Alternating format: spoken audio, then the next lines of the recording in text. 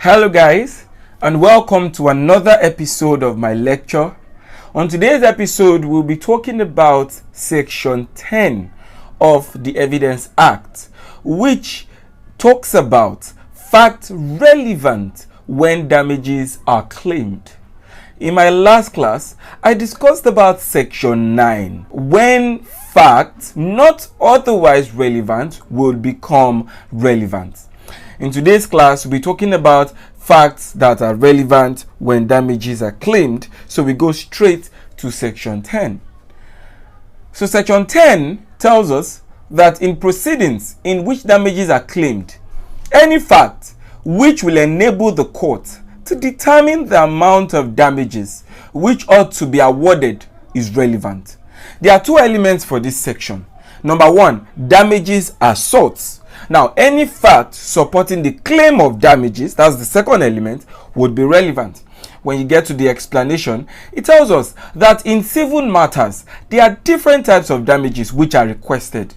We are concerned with special damages which require you to produce facts supporting claims. For example, where you have suffered special damages on your property, you may need to adduce evidence in claim for request of special damages. You can call an estate evaluator or quantity surveyor to give evidence and assist the court in determining the quantum of damages. The two authorities for this, number one, will be the case of DONOGHUE versus Stevenson and the case of CAPPA and DONOGHUE versus AKINTILO. Very importantly, CAPPA and DONOGHUE versus AKINTILO is the locus classicus of this section. So make sure that you have it as an authority for Section 10 every time.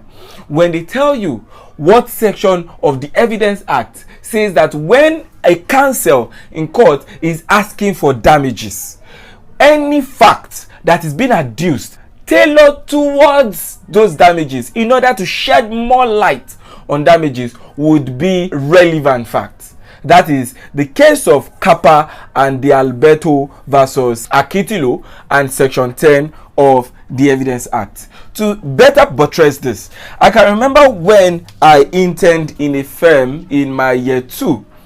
Now, one of the very important things that I learned in my year 2 is especially fundamental human rights. Now, when we got to court with my managing partner, he had a case against the Nigerian Navy.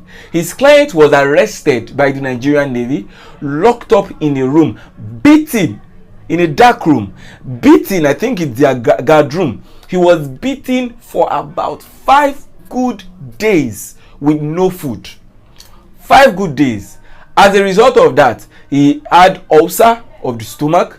He suffered very severe damages on his legs.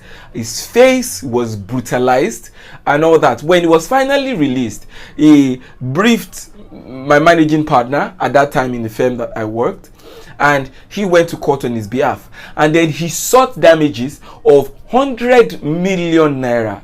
To back up his claim for damages, he admitted a doctor after proving that his right has been breached. Because that's one thing you need to understand.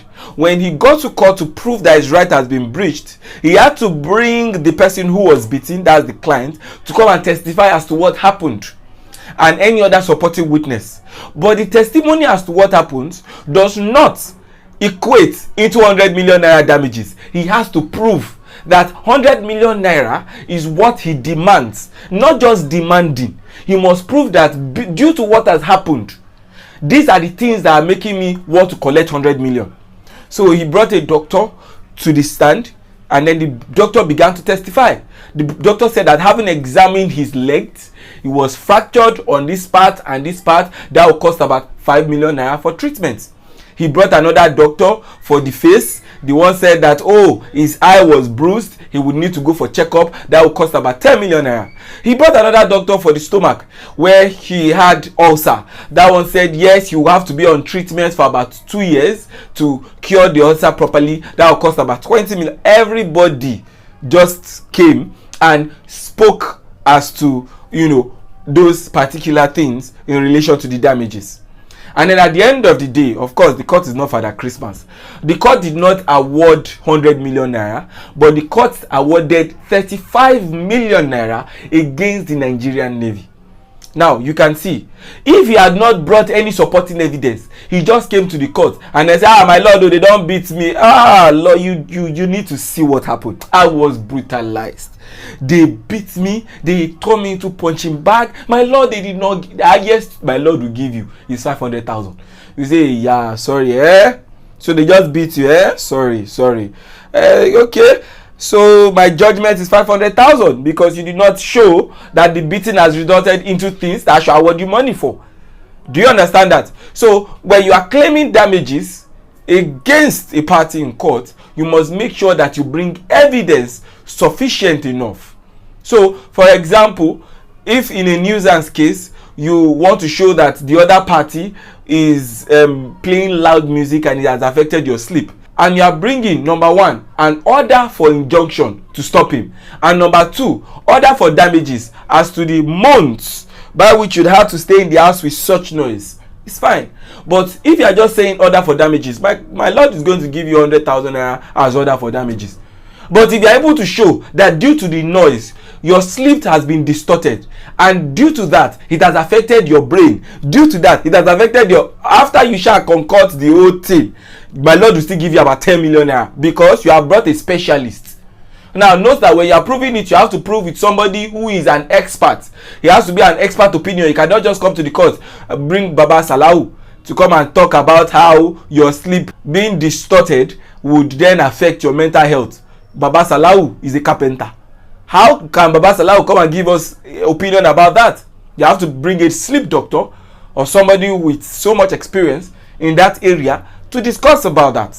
Do you understand? Opinion evidence is something we are going to talk about in Law of Evidence version 2 of this course, which is going to be the next course, second semester.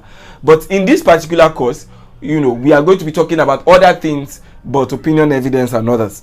So with that, I think I've been able to illustrate to you how section 10 of the Evidence Act works. There are just two elements. Number one, you need damages. Number two, any fact that tend to prove those damages are relevant.